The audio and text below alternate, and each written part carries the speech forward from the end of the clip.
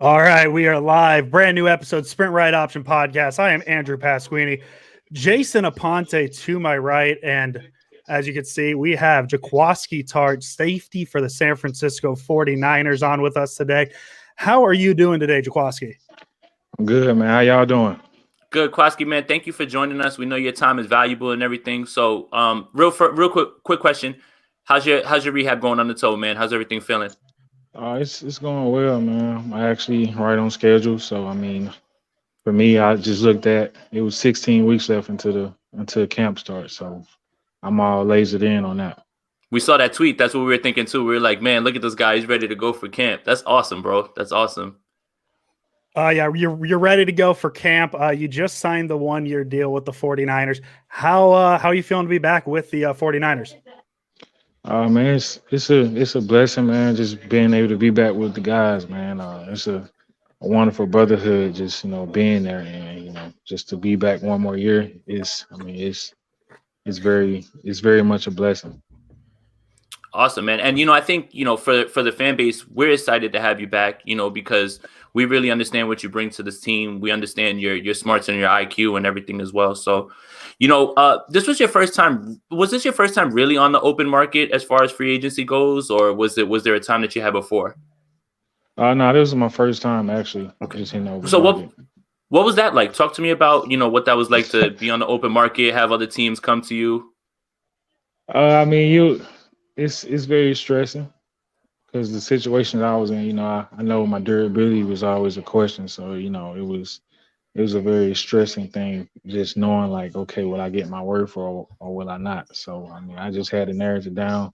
I had to narrow it down to what team, I can play for again that put me in the best position to play well. And in San Francisco, that was just an easy decision to make. Hard but Awesome. easy.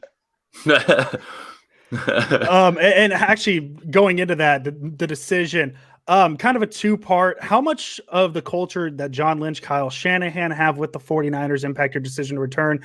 And how much of being able to play another year with Jimmy Ward led into coming back to the 49ers as well? A lot, man. When once John and Kyle got there, they changed the culture around so much tremendously, and uh, just give credit to those guys. Just the winning culture. Everybody that's there, they want to win. They want to like a hard worker. Everybody has that one common goal, and not too many people have an ego or worry too much about themselves. A lot of guys really put the team first. And for me and Jimmy, I mean, it's one of our things where we looked at like, man, we get to play together. We should be like the top two safeties that play in the league every year. And for us, the injuries kind of been in the way for us. But I mean, at this point, we looking past that, and we got an opportunity to do that this upcoming season. You led me to that perfect question because that's what I was just about to ask you. Is Jimmy Ward and Jaquiski Tartt the best safety duo in the NFL? We're gonna let y'all see this year, man. We're gonna let everybody decide after this season.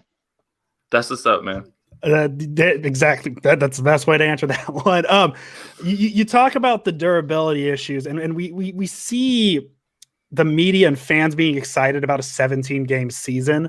What, as a player, what's your view on the 17th game, not getting the extra bye week, all that stuff? What's the player's side of that?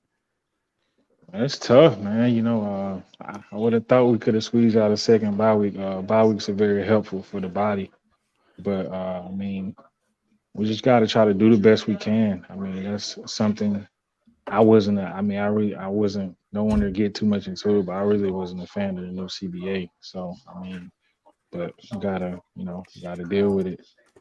But I Yeah, mean, I mean that's that's funny to me, man, because they talk about player safety, right? And that always worries me about like how can you add on another game and now not a second bye week, and then also the idea that 9 away games, 8 home games, that's it. Just 16 seemed perfect, 8 and 8, and a bye week and everything that seemed perfect. I don't right. understand, why mess with that at this point? Is the way I'm looking at it. You know what make the worlds go wrong, man. Yes, You know it. what I make the mean, world go wrong. I mean, just as that. I mean, for us as players, though, I mean, I think a lot of players.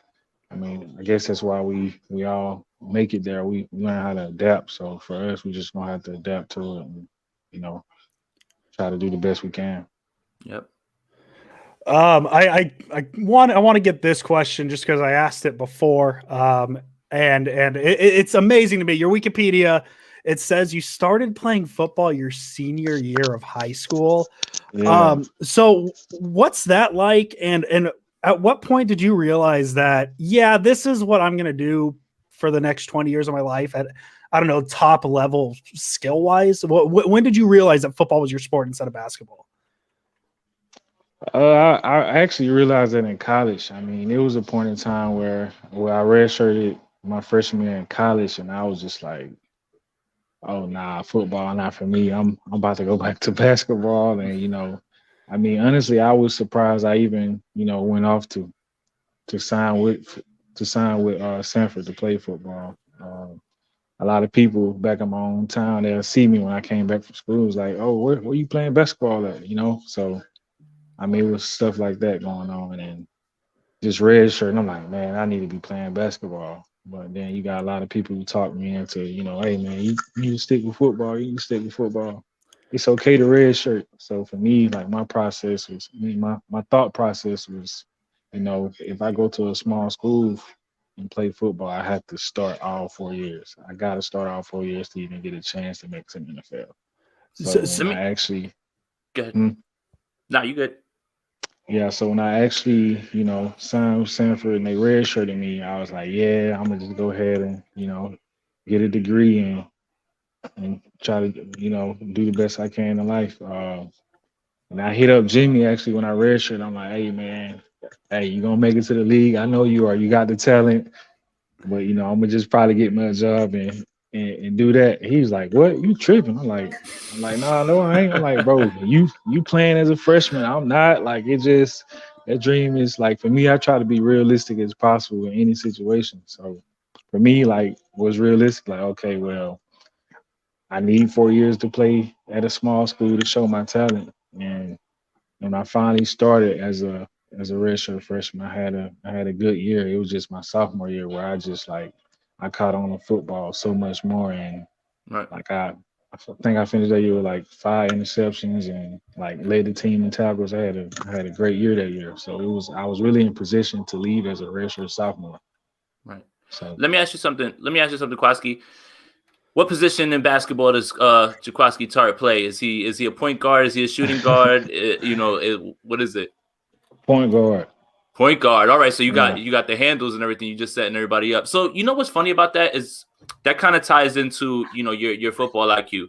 So I wrote an article on you. mhm, That's on 49ers Gold Mine, but I pointed out a few things on film that you see, right? You understand the concept and you alert someone else to it, right? The Fred Warner right. interception against the Giants, the Akello Weatherspoon almost interception, against Cincinnati. Talk to me about your preparation and as far as when you're watching film, what makes it so easy to understand what you're seeing? Because people always point out the thing about, hey, he doesn't get turnovers, but you're causing turnovers with your mind because of what you see on the field. Just talk to me a little bit Right. about your preparation when you're watching other people.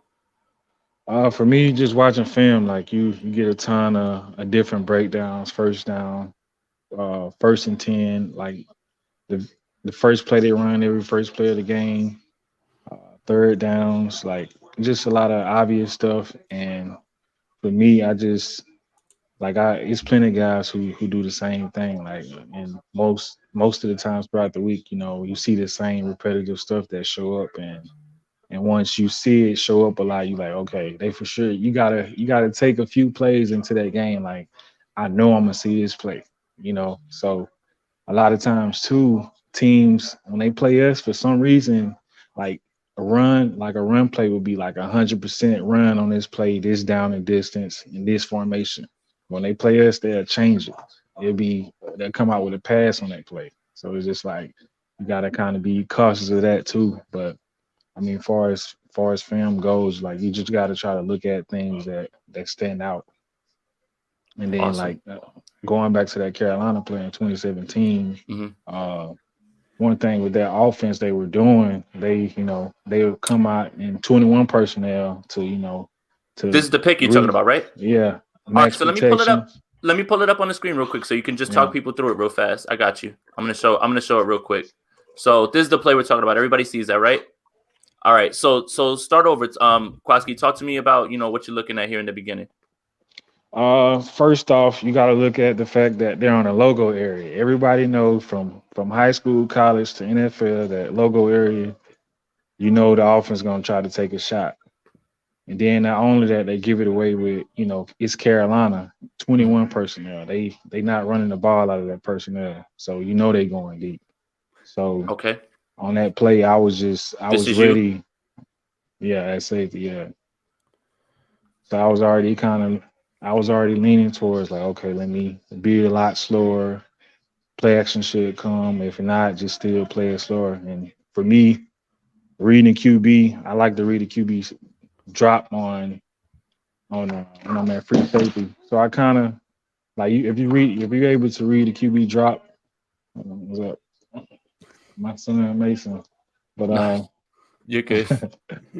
but Look at that, man.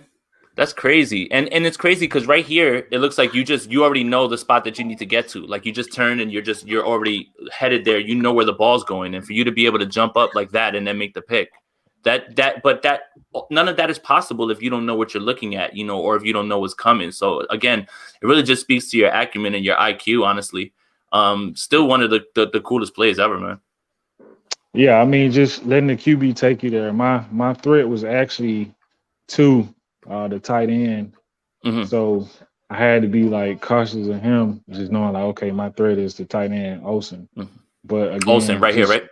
Yeah, and then watching the QB mannerisms tape with Cam, like when he throwing the ball and when he not throwing the ball. So usually with most quarterbacks, wherever they pump fake, they're gonna throw the opposite way. So it's just all about being disciplined. And for me, I kind of like that help you narrow the game down to help you get closer to making those turnovers. That's crazy. I mean, that like just the preparation and understanding what you're seeing, like that's just insane, man, honestly. And I think that's something that nobody realizes when you're out there. Like I spoke to it about, the Warner interception, like those are things that you're calling out because of what you've seen. And even, in the press conference, Fred is like, yeah, Kwaski called that out. He wasn't trying to make it seem like he understood. He's like, Kwaski called it out. And then, what I noticed too when I watched it, you get the interception, then I look at you and you're hyped, like you got your arms up because you know what you called. So I mean, that's gotta be a great feeling.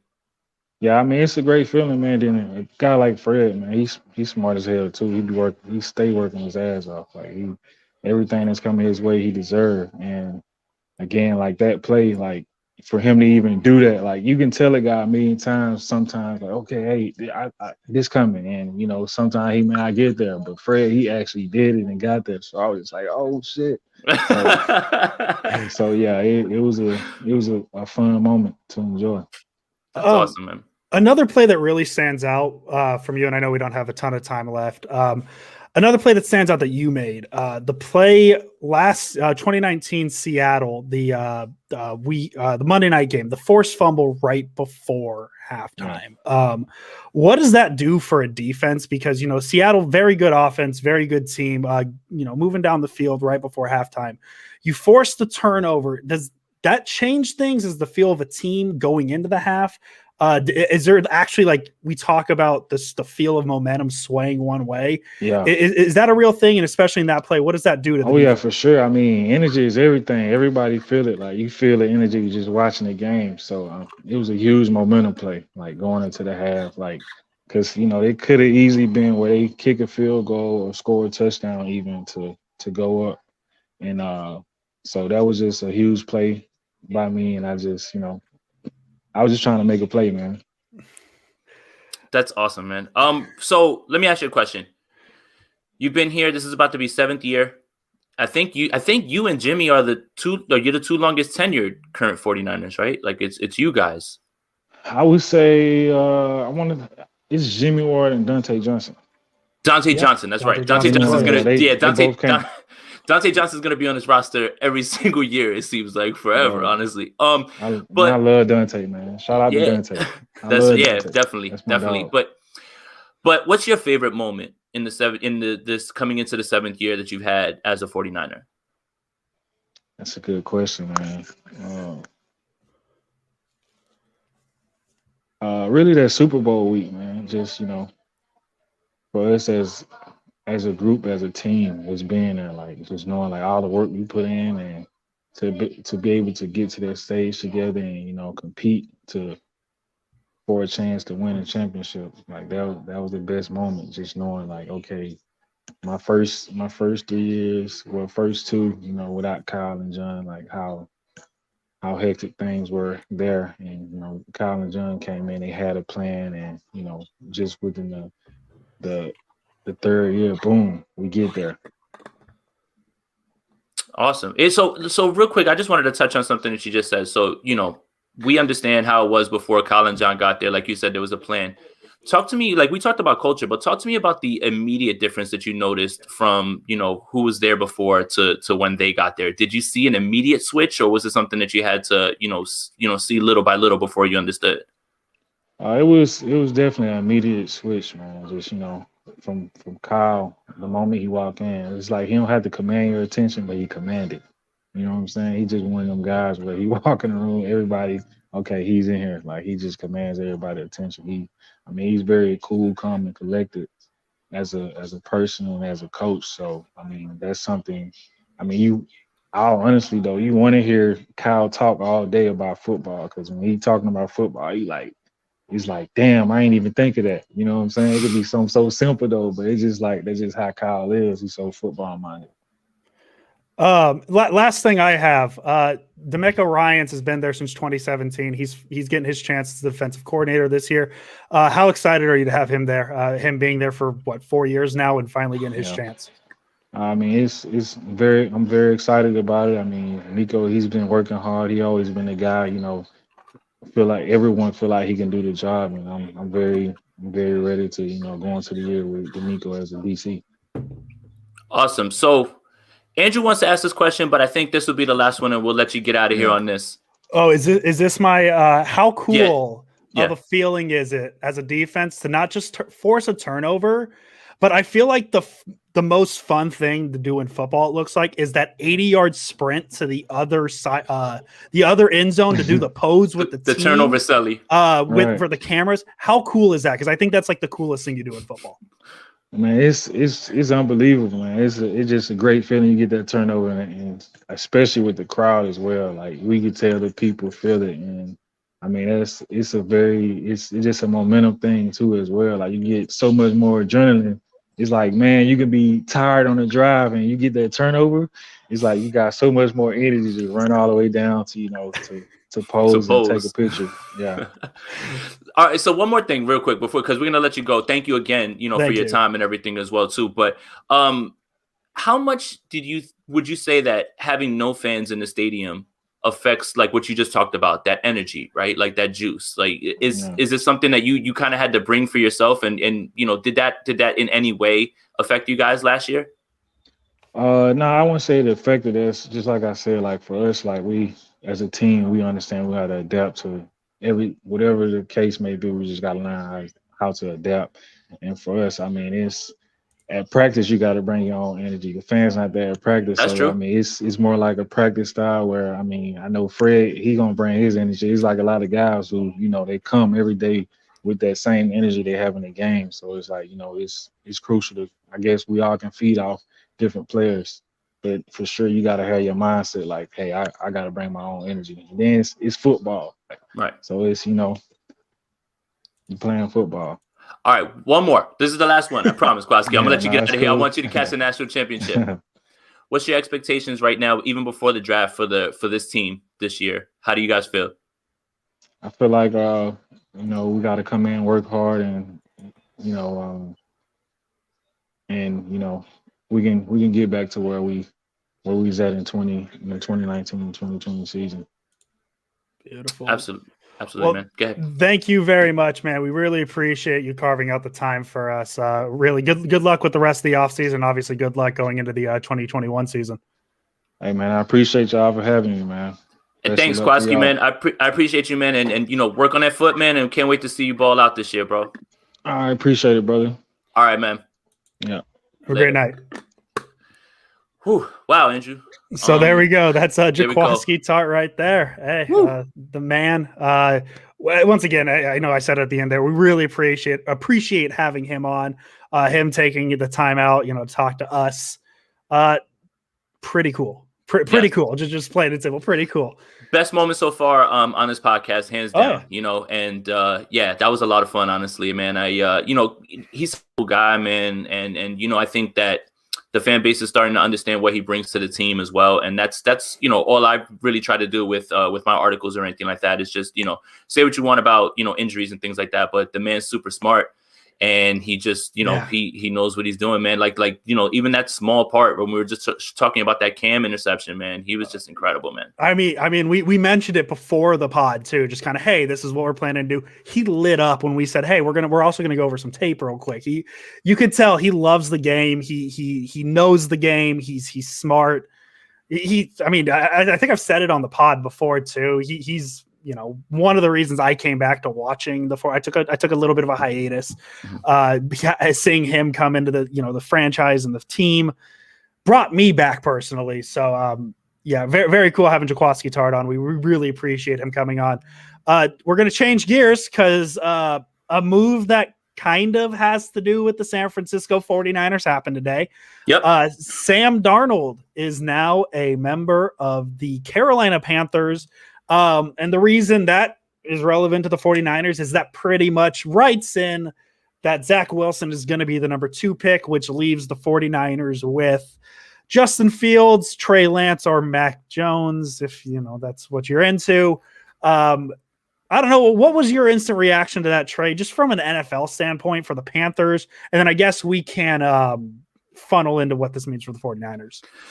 It's more really about what Carolina thinks about who they can get at their spot. They didn't, they felt like staying at 8 wasn't going to allow them to get anybody that they wanted, whether that's Mac, whether that's whoever, which I don't think it's really Mac. When you really look at how Carolina runs that spread offense, how could you want a pocket passer? You would really want somebody who can do a little bit more.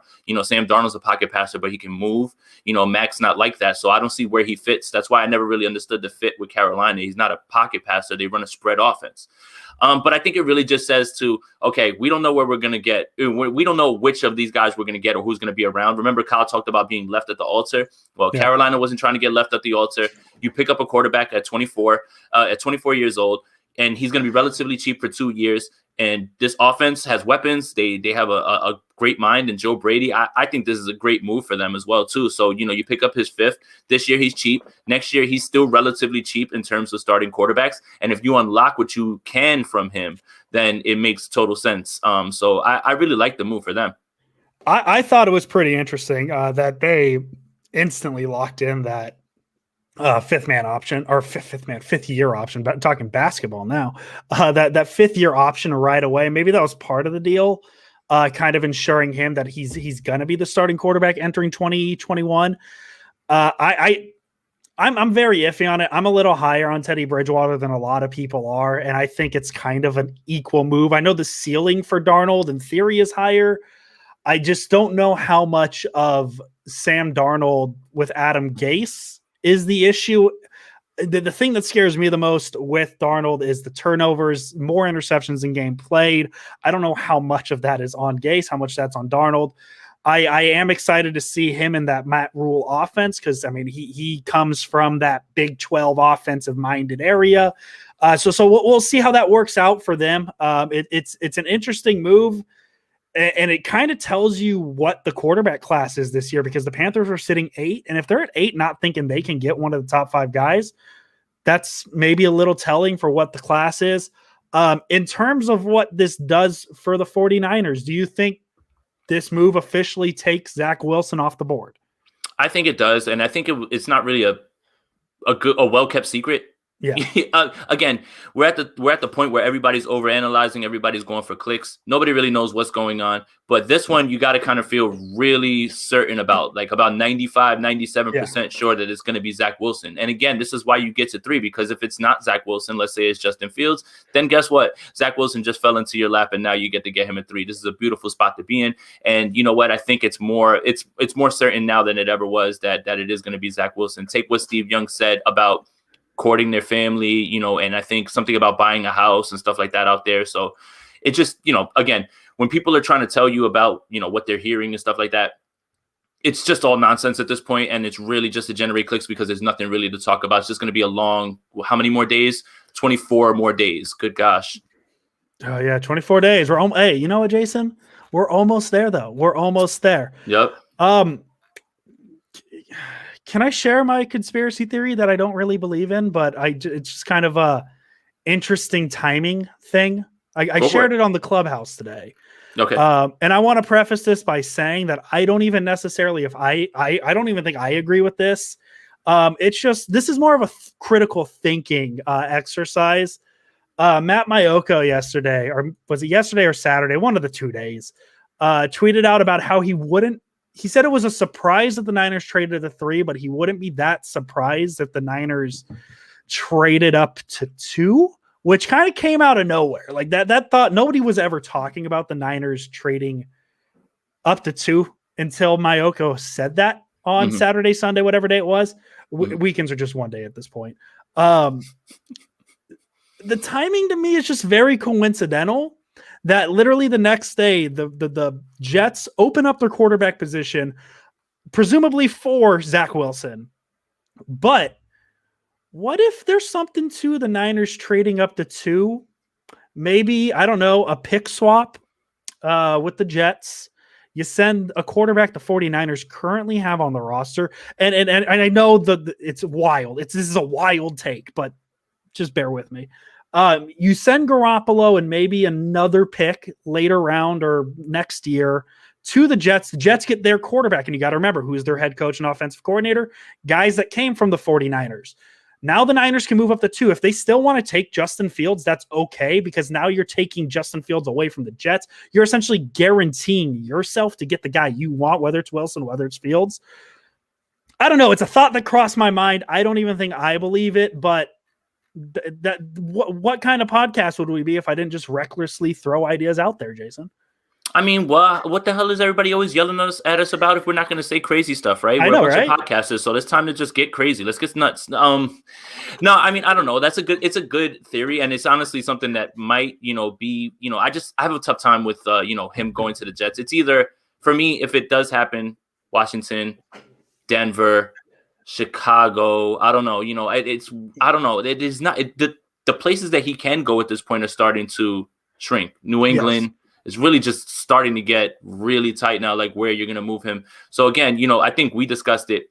If you run into the year with Jimmy, and let's say he starts to ball out, and you drafted Justin Fields, then you trade him at the deadline to a team who might be a quarterback away or something like that. But the problem is if he goes out there, he gets injured again or doesn't play well, now you get nothing.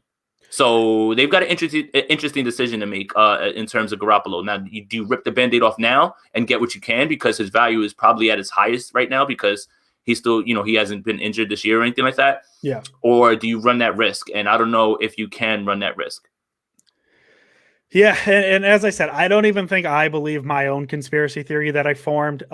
There's just enough loose ends to tie that all together with Maiocco's tweet, with the current Jets brass being former 49ers, things like that. Kind of think of it as 2017 when the Niners were never taking Mitch Trubisky, but the Bears traded up one spot to make sure they got Mitch Trubisky. Something like that. That's kind of my thought. It's my crazy thought that I don't even agree with. I don't know, just enough pieces tied together. I think the Niners stay at 3. There's no point in moving up at this point because the Niners are in a very good spot. Because I think you are fine with either Justin Fields or Zach Wilson or Trevor Lawrence if he's somehow there at 3. He's not going to be there at 3. No. But you essentially make the Jets make the choice. Yeah. And if you get quote unquote stuck with Fields, you don't get stuck with Fields because Fields is a top prospect. You get your guy. If the Jets get wild and go Fields over Wilson, you get Zach Wilson. So it's really a win-win situation for the 49ers, unless they take Mac Jones. We won't say that out loud on this podcast. But yeah, that's my thing. 3, I think, is the perfect spot. Unless you want to get really wild and ensure you get the guy you want, then you trade up to 2. But I don't think that's going to happen. Yeah, I don't think so either. I just, again, people are grasping at straws at this point. I have a lot of respect for Matt Maiocco and what he's done. I'm not trying to, talk about him that way. I'm talking about just everybody in general. You know, Yes. right now, this is a slow time. People are trying to, you know, generate content. It's tough for us, right? Like you and I, even when we spitball these shows, we're like, man, what are we going to talk about? We can't talk about quarterbacks again, right? So if it's a tough time for us, it's a tough time for everybody when it comes to this stuff. So, you know, and there's always going to be overanalyzation and things like that. And that's what's happening right now more than anything. So it's the advice that I have for people, if it's getting too much and it's too annoying, because last week it was Mac, it was going to start with Zach this week. Next week it'll be Trey. Just unplug a little bit, honestly. Just, you know, just stop reading stuff, you know, because you're going to get, you know, Dan Patrick's sources tell him this, and this. Dan Patrick doesn't have sources. They're not telling him anything, you know, and again, that's someone who's respected. He doesn't know. Only 3 people know. He's not one of them. So that's why you have to stop listening to everybody else. Yeah, and you got to realize that the last concrete thing we had happen was it last Thursday when the pro days were, whatever day pro days were, right? Tuesday, Thursday, whatever day it was. That was the last concrete thing we had. And that was 5-6 days ago at this point. So now we get these, you know, networks, these Twitter timelines, these profiles that they have to fill content. They have to float these ideas out there. That's where these Mac Jones things come from. That's where the Justin Fields, that's where the Trey Lance comes from. It's people speculating. Once again, I feel like a broken record. I say this a lot. Nothing means nothing and everything means everything at this point. Don't the Mac Jones smoke is there, but also the Justin Fields smoke is there. A lot of the, you know, like this, let's just be realistic about this, right? A lot of conversation the past week has been about Justin Fields' work ethic, right? Is that kind of where I'm at? His ethic, his commitment to football, things like that. And what people need to realize is odds are, and I was going to use this example earlier today, odds are the people leaking that stuff is probably the Carolina Panthers, which that example is dead now because the Panthers have their quarterback. It's the teams further back in the top 10 that want their guy to drop to them. So they're the ones, you know, dropping this information. Hey, you know, Justin Fields, he we don't know if he actually likes football, but we like him enough. You know, so that's what that is. So it's disgusting. It's weird. I hate it. But that's just what it is everything's about positioning at this point. And when something bad about a player comes out, like, hey, work ethic, more often than not, it might be a team trying to tank his value. Same thing with teams overhyping him, you know, trying to raise it. It's everything's push and pull at this point. Don't believe anything you read until it happens. That's my PSA that I've said every week for the past 5 weeks now. I mean, I don't know what else needs to be said there, honestly. I mean, I can't really add anything else to that, but yes, absolutely. I mean, it's just, again, everybody's just trying to fill content at this point. So, you know, and it happens every year too. It's not like it's just this year. So I'm not trying to make it seem like, you know, whatever, this is the one year that it's happening. It happens every single year. You can go back and look at all of the articles right before. You know, remember, Quinton Williams was the pick instead of Nick Bosa. Remember those days? Good days, nice days when that was going on. Quinton Williams got taken to IHOP and that was it. All of a sudden now he's the pick. Just relax, guys. Settle in. We got days going, so relax. I want the 49ers. That'd be, you know how cool that would be? Like, just get a text, Kyle Shanahan, John Lynch. Hey, you want to go to IHOP? Mm-hmm. I would love that. That'd be cool. Yeah. Well, the other thing too I wanted to say about Justin Fields' work ethic is yes. JT O'Sullivan, man. If you guys aren't tapped into QB school, woo, man, that was YouTube channel. Let's talk about that. JT. That was a scathing segment. After Dan Orlovsky comes out and says that about work ethic, he starts talking about, you know, he went to the OSU, you know, directors and all of those guys, and they believed that he couldn't play with cracked ribs. But yeah, he definitely doesn't want to play. Also is the reason that there was Big Ten football. But yeah, I don't know if he wants it. I don't know if he has the work ethic. You see how stupid that sounds? You see how dumb anything like that sounds? Because everything in front of you shows you that that's not true. Hurts his knee in the Michigan game, comes right back in the next play and throws a dime. The kid wants it. He's tough. This is literally the dumbest thing that you could ever hear. And it becomes almost repetitive when it comes to players like him. Let's just say it, black quarterbacks, the same exact thing every single year. It's always the same 3 criticisms. One read, don't know if he wants it, character concerns. Don't understand it. I don't understand it. I never have understood it. And now even this year, it's more frustrating than ever because it couldn't be farther from the truth when it comes to Justin Fields. No, not at all. And also, real quick, JT O'Sullivan, the QB school, that's his YouTube channel. Dude puts out fire. Yep. He is a great. Listen, if you guys want to learn about the quarterback position, he's the guy to watch. I see a lot of people too when his videos come up. He's like, well, how much does he know? He wasn't a good NFL. His brain is an NFL level brain. That's all that matters. And if you want to learn things about the NFL, man, JT O'Sullivan, his YouTube page, fantastic. For sure. Fantastic. For sure. And I think that's another thing too, right? Because let's just be frank, JT O'Sullivan didn't really have success at this level, but that doesn't mean that you don't understand how to play the position. Mm-hmm. Yep. And that's what I really learned about it. You can make all the jokes that you want about him being drafted and not, but the man is smart. He understands the reads, he understands the concepts, and he knows how to go through it. He was fed up.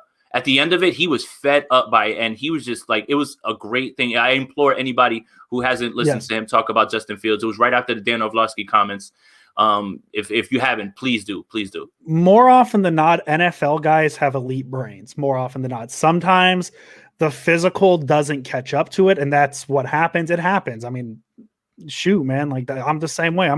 My brain works a lot faster than my body, and it just doesn't work out sometimes. And that's kind of what it is all these guys know what they're talking about. All these guys know what they're saying. It just sometimes doesn't work physically. But JT O'Sullivan, 100%, like, highly recommend his YouTube channel. Another YouTube channel I highly recommend? Jason Aponte's YouTube channel. So if you've actually just stumbled on for the first time and you're like, hey, this guy's pretty cool, click subscribe on this channel. Get Jason some subscribers. You see how I did that seamlessly to plug my friend Jason Aponte? Do you have any final thoughts today? No, man. Whew. How do we get here? How did we get here? How did we get here, man? How did two guys, you and I, how did we get a player interview? How did we get here, man? It's crazy, man. I've been wanting to post the what's it, Paul Rudd meme, the like, look at us, who would have thought? Look at us. Because like, as I said, man, like, I know we do this every so often, but man, it's crazy that you and I were just two dudes that met on Twitter. Yep. And this little, like, it's funny because it was kind of a side project for you and I. We had a million different things going on, and now all of a sudden this is what we have. This is our little corner of the internet, and we love it. And man, kind of same thing we always say, none of it's possible without the people in the comments, people responding to our tweets, people responding to our messages, all that fun stuff. And we had Jaquiski Tartt on the pod today. That's something. Do you want to make some more announcements real quick before we go? Oh, look, we have a donation real quick. Hey, wow. John, thank you very much. Thank you. John, you've been here since day one. Yes. You've been here since day one. We love and appreciate you. Yeah. Thank you, buddy. Do we want to, like, put it out there concrete? So yes. So this week we're going to be doing two more shows this week. 2 more shows, guys. 2 more. Who we've got? We've got Al Sacco from 49ers Web Zone coming on, and Guy Haberman of the Haberman and Middle Call podcast. He's going to come on and talk ball with us as well, too. We're just trying to iron out the details, but that's what we have lined up this week. So the content's going to continue. And talking about draft day, I'll be in Cleveland. I'm going to be broadcasting there. I'll be in the building in day 2, so we'll be there. And also, what was the other thing? Oh, yes, and I will be covering the UAB Pro Day. I got credentialed for it, so I will be able to do that. I'll be able to ask Austin Watkins some questions. I wrote an article about him also on 49ers Gold Mine. So we're working. That's it. We're working over here. That's it. That's really it. Symmetry, thank you, man. I appreciate the donation, bro. Really appreciate you tuning in as well, too, man. Yeah, and then also the reason Jason is trying to find a place to record during the draft is the pencil-in plan right now is we're going to do a live show, first round of the draft. We're just going to talk through it. Hey, I was telling you when the Niners made the trade, our job's a little easier now. The Niners get their pick out of the way early. We can have a fun night. We'll take a ton of questions from you guys. We're really excited for it. It's something that, oh man, I think back in October, I texted you about. I was like, "Hey, man, draft. We should do a live show for the first round." Yep. And so we're looking forward to it. Hey, it's all coming to a head. I got good news for everybody too. As stressful as it is that the draft, all this draft talk, the draft's at the end of this month. You flip that calendar to May, and then you flip it to June. All of a sudden, it's getting to football time. June is when all the practices start. Francisco, we appreciate it. We really appreciate the donation. Thank you, Francisco. Thank you. Appreciate you, man. But yeah, so guys, listen, we got 3 more weeks of draft talk. We got 3 more weeks of it. we get this done. We stop talking in hyperbole. We stop talking in hypotheticals. We start talking more concrete what this roster is going to start looking like. And hey, man, we should get a schedule announcement here soon. So that should be a fun episode too. So, hey, we're going to have content coming up here soon. Jason, as I said, man, I don't think I've said it on the stream. I love you. And I love you, buddy. how far this ride has come. It's been amazing. And we appreciate each and every one of you. Jason Aponte, as always. Let's go Niners. Let's go Niners.